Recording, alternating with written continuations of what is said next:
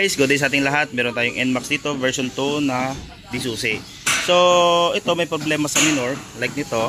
Ayan, napakita ko sa inyo paano mag-diagnose or paano malaman kung ang problema ay nandun sa mechanism or nasa program. So, start natin. Ayan, nataas ang minor, oh. Ayan. Tagal bumaba. Then, nagkakaroon siya ng check engine. Okay.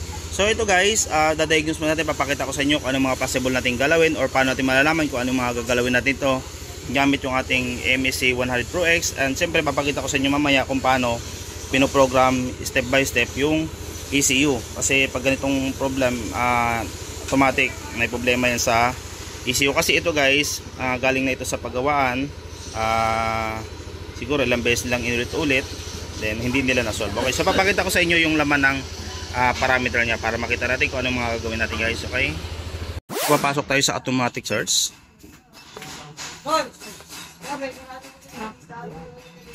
Tingnan natin muna yung mag-read tayo ng kanyang full code.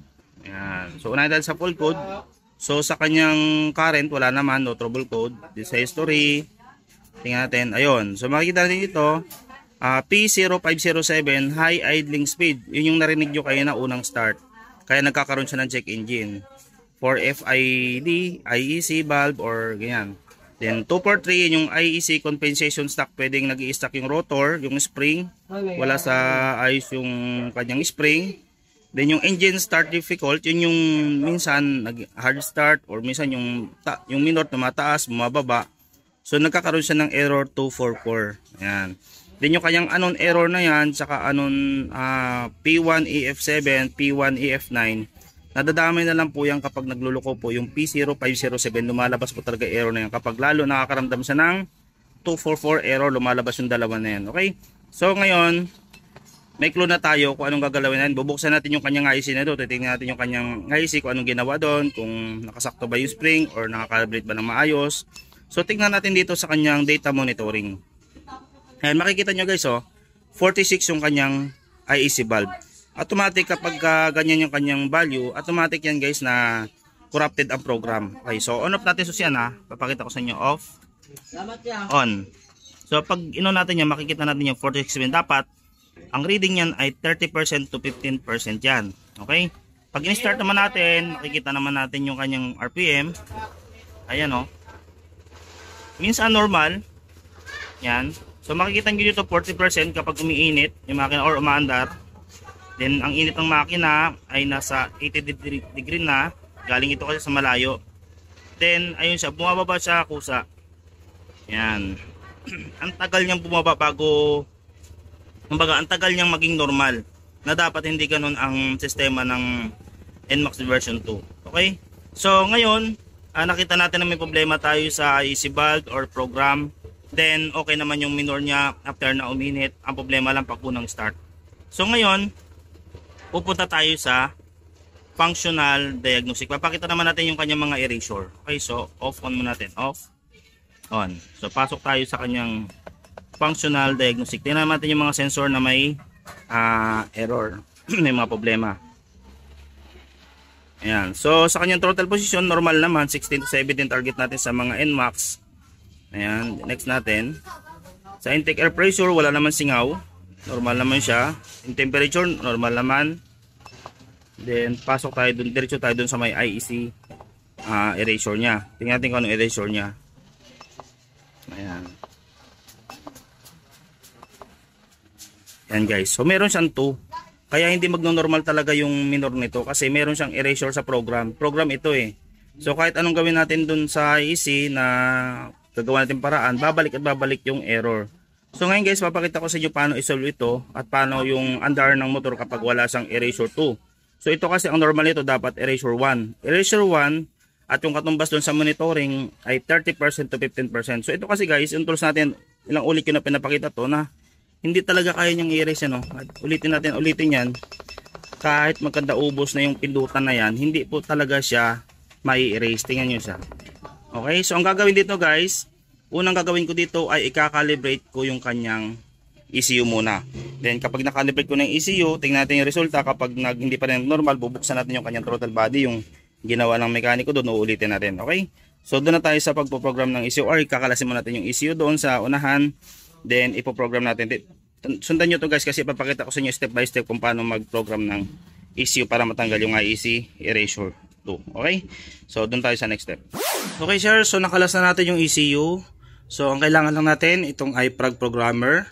Then yung nakasetup nating tatlong wire na mayroong karayom. Then siyempre cable papunta doon sa laptop. Then caliper. Then yung software. So may software tayo dito na ito bago nating software. Ayan. So all-in-one software. So ito guys, napakamahalang software na to para magkaroon ka nito. Ganito siya, pag kinlik mo siya, ayan. Ayan, lalabas yung ating software. Ayan yung software natin. So meron tayo ditong pang-program. Ang nakalagay dito ay ayan, so bago sa paningin nyo yan, may Aerox, may Raider. Dati ang daming nakalagay dyan na mga file or folder. Ngayon, yan na yung folder na meron tayo. Pero guys, sa mga wala pa ditong software na yung maramihan na to, yung bubuksan natin yung ating iProg, ayan o, may iProg 87 tayo. Double click lang natin yan, ayan. Then, ayan siya. Okay, sa mga wala pa nitong setup na ganito, para konti na lang yung folder, message lang kayo guys sa mga umattend ng training namin, sa mga exclusive din, sa mga naka-avail sa amin ng tools.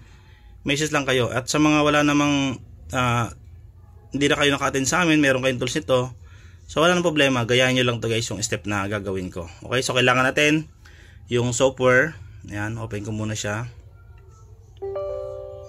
Ayan, so yan ang kailangan nating software, iProg 87 or iProg 85. Okay, so ngayon gagawin natin dito, siyempre may positive negative yan. So yung positive nito ay yung pang 7 mula dito, then papunta dito pang 7 pin second layer, tapos yung negative ay pang 3. Okay, then dito naman susunod natin sukat after natin maikabit yung pin. Okay, so kukuha tayo ng 21mm. Ayan. So pag nakuha natin 21mm na yan, iguguhit lang natin dito.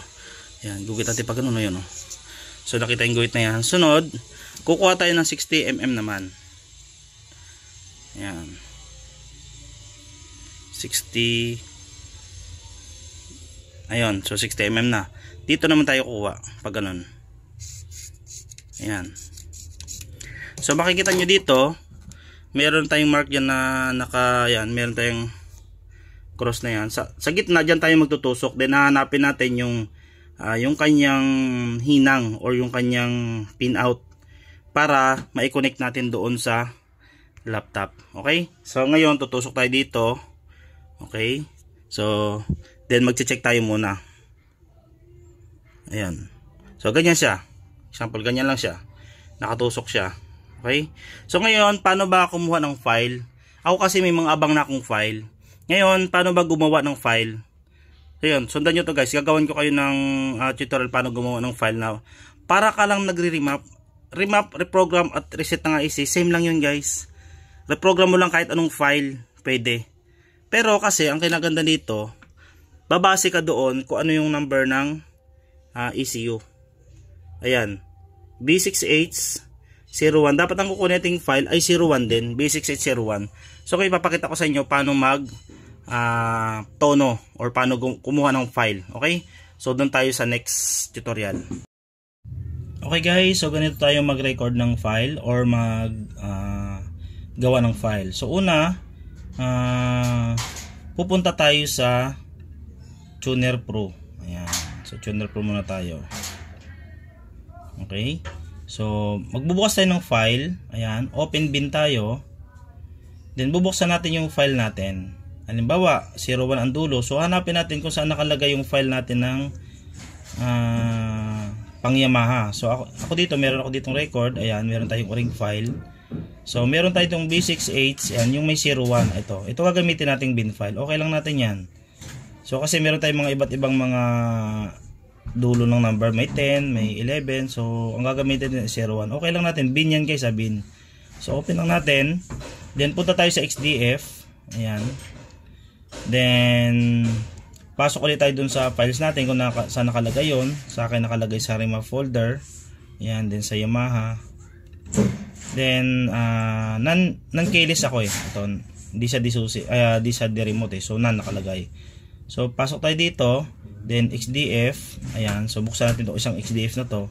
So ganito siya. Then pagbukas niya, wala kayong makikita dito. I-click niyo na yung plus na to. Ayan. So ito yung mga pagpipilian natin, mga i-adjust natin diyan. So siyempre, kung mag-adjust kayo ng limit, ito nakalagay dito. Mag-adjust ka ng limit, dito nakalagay yung mga limit. Okay? So ngayon, siyempre, ang gagawin natin, reprogram naman, hindi naman remap. Pero pwede naman siya, gusto natin, i-freebies na natin sa customer, pwede naman. So kung mag-additional tayo ng limiter, ayan, buksan natin lahat yan. So i-click lang natin tong box, ayan, tapos type lang tayo sa keyboard ng, halimbawa, lalagay natin yan, 10.5, ayan, 10.5, tapos click natin itong isa, 10.5, ayan. So then save tayo. Pwede naman yung ganito, dito kayo maglagay, mag-additional kayo dito, nakalagay dito offset plus minus, pwede kayo maglagay ng additional, nakalagay dito ay 11, ang target natin ay 11,100. So additional ka dito ng 400 para maging 11.5, parang ganun, or gagawin mo sa 10.5, babawasan mo sa magne-negative ka dyan. Okay, pero mas maganda dito ka na diretso para hindi ka na mag-edit. Ayan, ganyan siya. Then 10.5. Ayan. So bakit 10.5 lang? Kasi ang stock niya ay halos 10. So additional lang tayo ng 500. Wag tayong sobrang taas ng limit, di nakakayanan ng makina yan, baka may sumabog na yan. Kasi stock lang naman ng makina natin. Pero na lang kung ang makina natin ay naka-race o kaya yung mga upgrade yung makina natin, pwede naman yun. Pero stock makina lang, 10.5 lang, or wag natin baguhin yung limit. Ganun lang naman. Ito kasi kumbaga ipiprevious natin sa kanya to para hindi sayang yung punta ng customer dito. Ito guys, marami nang pinanggalingan shop to, mga kilalang shop. Pero siyempre, nakita tayo sa ating page na nakita niya na gumagawa tayo ng ganitong mga problema. So sinubukan niya dito. Ayan. So sa breakpoint naman, gagalawin natin dito yung fuel, RPM torque, ayan o. Then babaguhin natin yun kasi binago natin yun. Kasi pag binago natin yung RPM, yung limit, siyempre pag bubuksan natin yung fuel natin, tingnan natin. Dito tayo sa torque. Tingnan nyo yung limit natin, 9.5 pa lang din. So naglagay tayo ng 10.5, walang laman yung 10.5. Tingnan nyo guys, blanco. So pag nag-rev ka, saan pupunta yung cursor o saan pupunta yung takbo? Walang laman, pwedeng sumabog yung makina, nag-unlock limit ka lang, wala namang fuel So lalagyan natin yan para magkaroon yan. So breakpoint ang paraan dyan para magkaroon siya ng extension dito. Saan nilagyan natin limit? So papalitan natin ito ng 10.5. Ayan. Then siyempre mula 3,000, highlight lang natin yan. Then pwede nating palitan to ng smooth. Pwede tayo mag-XY o mag-interpolate Y. Ayan, smooth or Y. Pili lang kayo. Kung Y, pipiliin natin. So pipiliin natin dito, tatype natin dito ay 0.50. Kapag smooth naman 1.0. Okay? So then execute natin. So nakita nyo guys, ay nagkatihati na siya. Then save lang natin. Okay? So tingnan natin yung fuel map natin. Di ba may 10.5 na? So mag-rev ka man, umabot ka man ng limit na nun, may laman siyang fuel. Okay? So ngayon, after natin ma-breakpoint, mag-adjust na tayo ng ito all stock naman. All stock naman yung kanyang fuel. All stock naman yung kanyang all stock yung kanyang motor. So pwede nating hindi galawin yung fuel. Okay? So gagawin lang natin dito, siguro dadagdagan natin yung konting response. So wag nating galawin yung fuel para hindi lumakas sa fuel. Hindi naman to maglilin guys. Exit lang natin yung fuel. Pero in case na gusto nyo mag-adjust ng fuel, dito, mag-adjust tayo dito, ganyan, ayan, adjust natin lahat yan, mula doon sa 1.6 na RPM, yan, pwede ka mag-adjust yan hanggang doon sa dulo, siguro sa mga ibang pagkakataon, may vlog na rin akong pinakita dito, papakitaan ko yun ng mga, ito kasi guys, kaya kailangan natin adjust yung fuel, ito siya, ito yung mapa niya, yung mapa, yung pinaka-map niya, yung graph, maganda na kasi ang graph ng paano ba to, ayan, maganda na kasi ang graph niyan, pagka original, hindi ko lang magalaw sa keyboard ko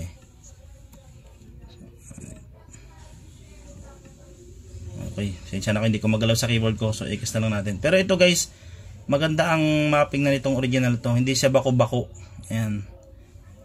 Kasi yung mga ibang map, mga bako-bako yun yung kailangan tingin i-arrange. Ito kasi guys, nakaayos na to. So gagawin na lang natin dito, ignition na lang. Ayan o. So buksan natin yung ignition 1, ignition 2, ayan. So siguro dagdagan natin ng konting response, wag muna yung lahat. Siguro guys sa mga exclusive training tuturo ko sa inyo mga maraming paraan dito ng pag-adjust. Siguro gawin natin dito mula dito dito na lang. So mula 3,000, ayan. Mula 3,000 hanggang 7,000 hanggang 50%. Ayan. Yan tayo magdagdag ng ignition. So additional lang AS ng 2. Ayan, 2 lang natin. Ayun, so na-additional natin mag-red. So save nyo lang. Same din dito sa gagawin natin dito. So walang 7 plus, so dito tayo sa 8. So mula 3,000, highlight natin hanggang dito sa 7,000. Ayan. Basic lang ito guys, hindi siya yung mabilis ang gawa. Meron tayong mabilis ang gawa dito, saglit lang. Pero ito para alam nyo. Yan. Then, execute lang. So, yan na bago natin. Save, ignition. So, after nun, magalaw natin yung limit. Magalaw natin yung breakpoint. Magalaw natin yung ignition. So, isi-save na natin. Ayan, save natin siya. Ito guys baka pulaan nyo naman to. Sabihin nyo, hindi ako marunong magtono. Ito guys, basic lang ito. Kasi magre-reset lang ako ng IC. Pinakita ko lang yung simpleng pag-a-adjust na para sa customer natin. Para, diba? Tapos tingnan nyo yung feedback ng customer. Save as tayo. Save in as. Huwag tayo magsisave in na. Kasi pag save in, mapapalitan nyo yung original yung file na yun na kinuha nyo na original file. Dapat save in as tayo para makakreate tayo ng bago. So ngayon, dadagdag natin dun sa original file para siyempre meron tayong madali ating hanapin. So lagay natin dito sa detalye 10.5 RPM. Then lagay natin dito para nakadetalyo plus 2 ignition. Ayan. Then yan, okay na siguro yan. Kung ano yung ginagalaw nyo sa map, lalagay nyo yung detalye. Then lalagay nyo yung pangalan ng customer. So dito hindi ko naman lalagay. Save lang natin.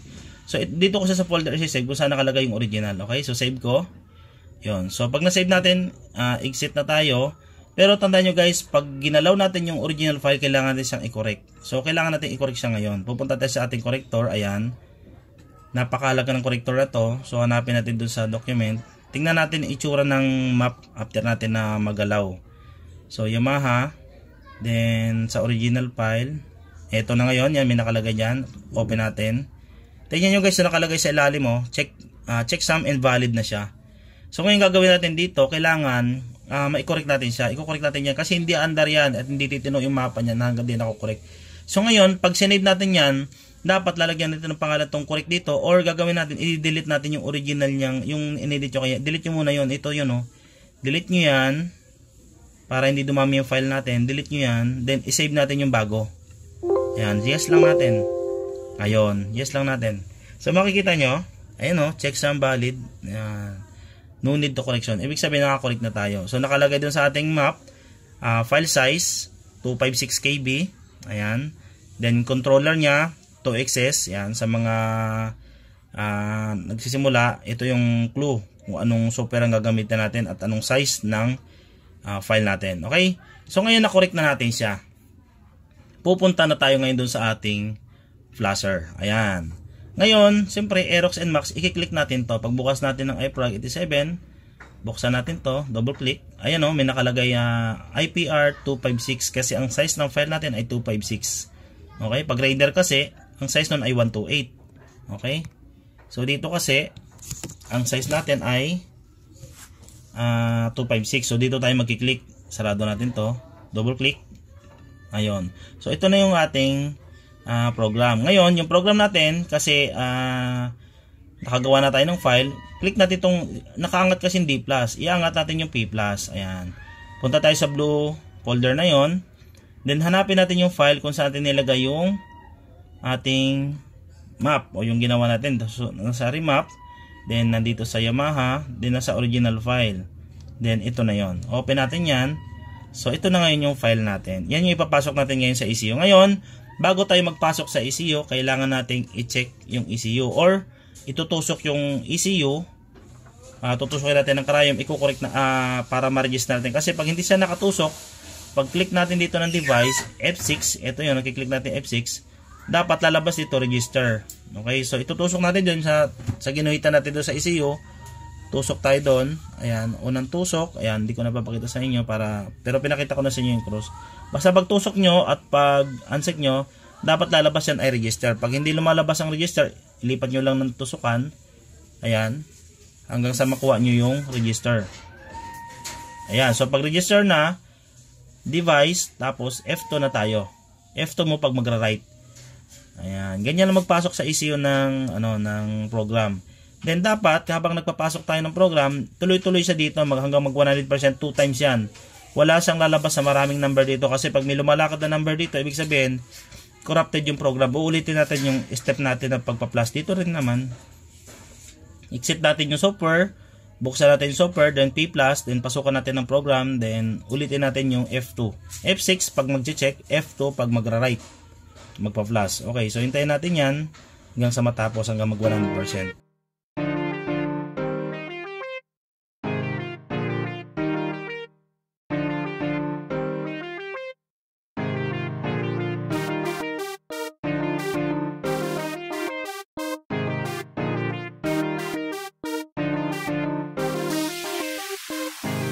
Mga mekanikong magkakaibigan, nabuo sa panahong hindi inaasahan. Maraming pagsubok na pinagdaanan, hanggang ngayon solid pa rin ang samahan. Itong Team Solid ang dahilan sa likod ng pagtuturo ni Aaron Mekaniko. Mga ideyang pinagsama-sama para ipamahagi sa mga mekaniko. Umiikot sa Pilipinas para magturo ng mga idea about sa epay na motorsiklo. Layunin magturo ng advance, Luzon, Visayas, Mindanao na ang narating nito. Si Aaron Mekaniko, sa likod niya'y Team Solido. Nagtuturo ng tapat at totoo. Team Solid, nagbibigay idea na walang kapalit. Team Solid, magkakaibang tao pero nagsama-sama sa Team Solid. Mga mekanikong nagtutulungan sa pag-angat. Team Solid, hanggang ngayon nagbibigay ng training sa mga tao. Mga teknolohiyang pagkakakitaan ng mekaniko. Subok ang idea na tinuturo, abangan lagi ang mga itinuturo. Subok ang idea na tinuturo, abangan lagi ang mga itinuturo. Magkakalayo man kami sa mga lugar sa Pilipinas, pero ang Team Solid nananatili magkasama. Asahan na lalo pa nilang pag-iigihan. Pagtuturo ng Team Solid dagdag sa kaalaman. Tiwala lang, never stop learning, lamang ang may alam. Invest time, invest knowledge, makakamit mo ang mga gawang perpekto sigurado. At ang mga customer mo ay masisiyahan, garantisado. Nagtuturo ng tapat at totoo. Team Solid, nagbibigay idea na walang kapalit. Team Solid. So yun guys, so na 100% na natin siya. Ayan. So after ma 100%, tinanggal ko na yung tusok. So dito lang ako nagtutusok niyan guys. So ganyan lang siya. Galaw-galaw lang tayo dyan pagka mag-register. Then bubunutin natin pag na 100% na, then ikakabit na natin sa motor. Tingnan natin yung resulta, kung natanggal na ba yung erasure 2 at yung program niya, ano magiging resulta. So pag hindi nawala ang ibang parameter nag-abnormal, so doon tayo sa next na pag-aayos ng motor. Okay, so ikakabit na natin sa motor to. Ayan. Then doon na tayo sa pagpunta sa motor. Okay. So after namin na ma-remap, ayan nga, kinabit ko na ECU. Then pupunta na tayo sa diagnostic o natin susian. Then tingnan natin yung kanyang program. Ayan. Then punta tayo sa diagnosis. Then punta tayo sa Yamaha. Ay, Kawasaki pala yan. Sorry, sa Yamaha tayo pupunta. Ayan. Okay. Then automatic search. Then engine. Then okay. Then tingnan natin yung kanyang error ngayon. Yung kanyang red fault code, yung nabasa natin kaninang error. So sa fault code, wala siyang fault code ngayon. Then sa history, no draw fault code na guys. Na-reset na siya. Okay. Then sa kanyang monitoring, ayan, tingnan natin siya. Then ayan na siya. Yung IC valve niya, so pag off on natin siya, off na susian. Focus natin off, on. Ayan na siya. So ibig sabihin kapag 30% pababa o 30 to 15, ano na siya, naka correct na siya. Okay? So, tingnan natin ngayon sa kanyang data or sa functional diagnostics. So, tingnan natin yung kanyang parameter. Okay, so ngayon, ayan, 16 pa rin siya. Hindi natin binago pa, hindi pa natin binubuksan total body. Then, pupunta tayo dun sa kanyang IEC erasure. Ayan, so nakita nyo 0. Ibig sabihin, na-reset na natin yung kanyang program. Back to normal na siya. Ngayon, back na natin to.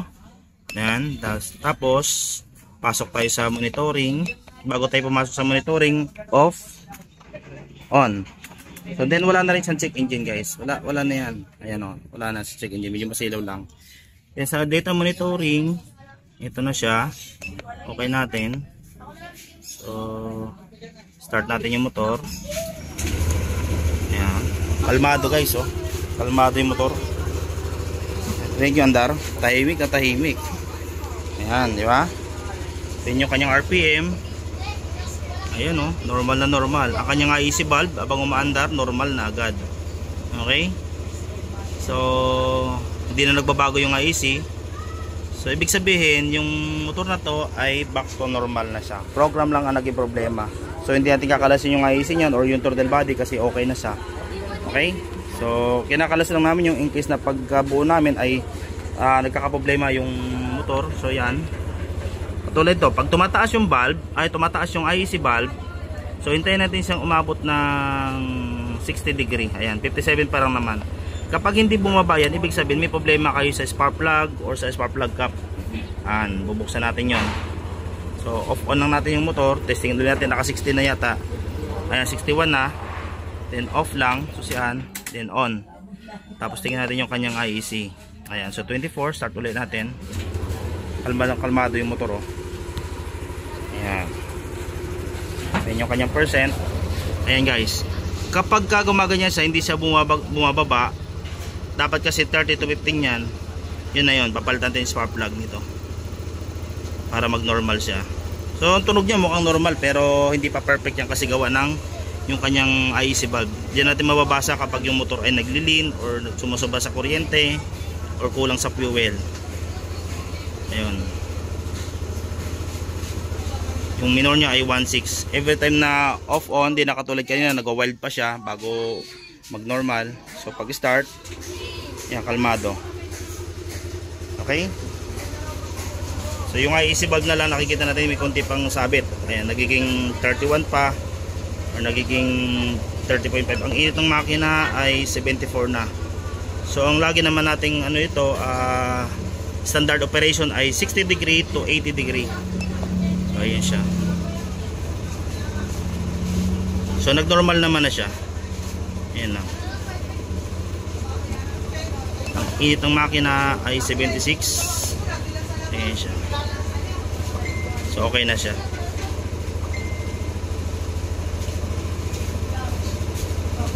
Nakaset na lahat ng sensor niya. So okay na to guys, yung motor na to. Then pwede na itong pauwiin. And bye bye. Sana may nakuha kayong idea guys. Good day sa ating lahat. Nagtuturo ng tapat at totoo. Team Solid, nagbibigay idea na walang kapalit. Team Solid, magkakaibang tao pero nagsama-sama sa Team Solid. Mga mekanikong nagtutulungan sa pag-angat. Team Solid, hanggang ngayon nagbibigay ng training sa mga tao.